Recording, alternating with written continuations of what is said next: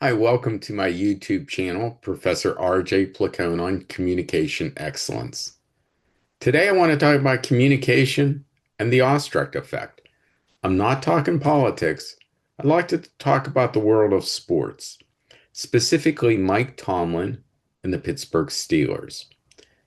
I speak about this being a Pittsburgh Steeler fan. Been going to Pittsburgh Steeler games since the early 1960s.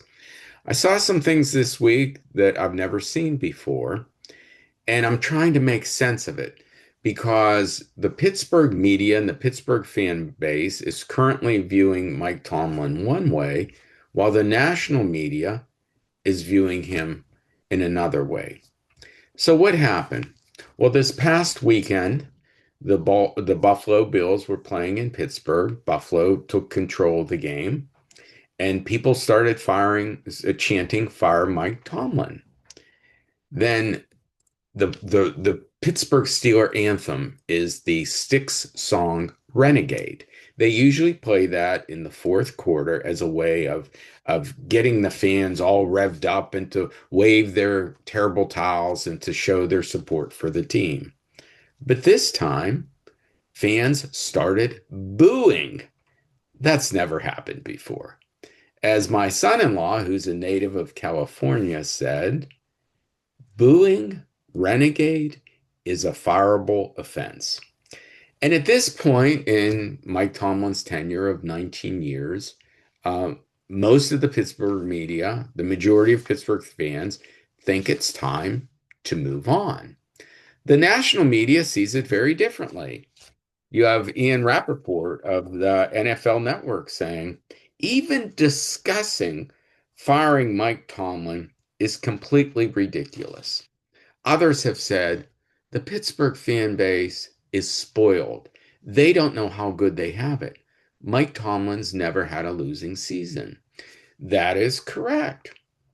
But if you look behind the numbers, for Mike Tomlin's first 14 years, he had Ben Roethlisberger, a Hall of Fame quarterback. They won one Super Bowl with some outstanding teams on both sides of the ball, with a legendary defensive coach in Dick LeBeau.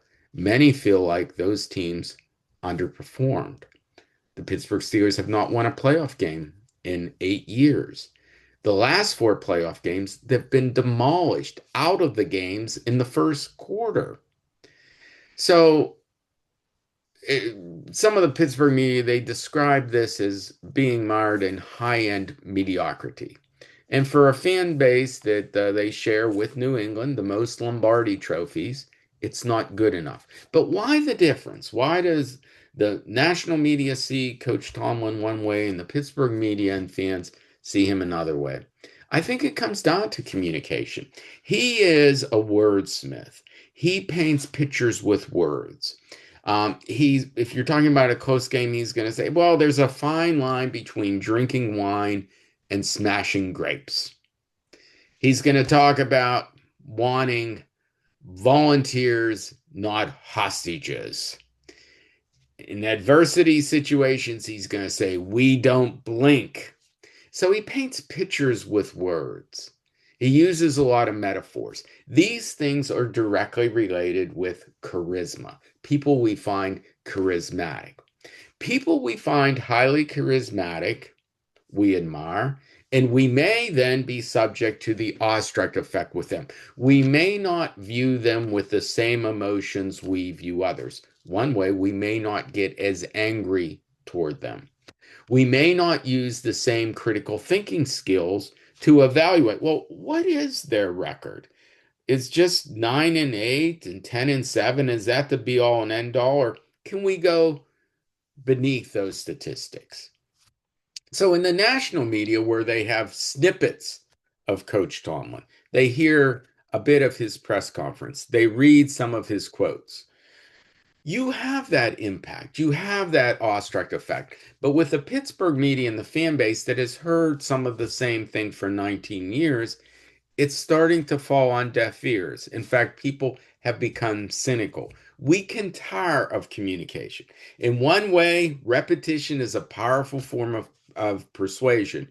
In another way, when we hear something too often and we don't see substance behind it, we're going to release all hell, has been said before. That goes back to a game with New England that didn't exactly play out that way. Then people become cynical. The Awestruck effect breaks down. And I think that's what we have here. We see the power of communication and the Awestruck effect still having a grip over some that have less interaction, less exposure, but those that have the more repeated interaction and exposure, the Awestruck effect isn't as great. I'm not I'm not saying whether or not Mike Tomlin should be fired or not. That's up to someone else to decide. But looking at it from a communication standpoint, I can understand a little better why there are such different views of him.